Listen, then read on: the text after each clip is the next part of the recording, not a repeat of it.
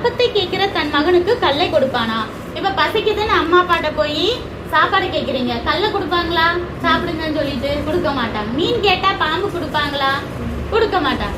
இப்ப அம்மா அப்பாவுக்கே தெரியும் எது கொடுக்கணும், பிள்ளைங்களுக்கு பெஸ்டா கொடுக்கணும் அப்படின்னு நினைப்பாங்க.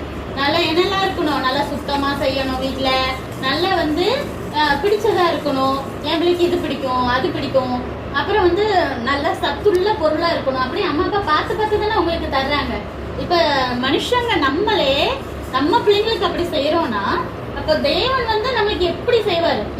இப்ப நம்ம தேவன் கேட்கும் போது அவர் சாதாரணமா செய்வாரா? அவர் ராஜாதி ராஜா, அவர் கொடுக்கறது சாதாரணமா இருக்குமா? நம்ம தேவன் எப்ப கொடுத்தாலும் பெஸ்டா தான் கொடுப்பாரு. அப்ப நம்ம என்ன நினைக்கணும், அப்ப தேவன் இது ஏதோ ஒரு விஷயத்துல எனக்கு வேணாம் சொல்றாருன்னா இதை விட பெஸ்டா ஒன்னே எனக்கு கொடுக்க போறாருன்னு அர்த்தம். அதனாலதான் இதை வேணான்னு சொல்லிட்டாரு அப்படின்னு நம்ம புரிஞ்சுக்கணும்.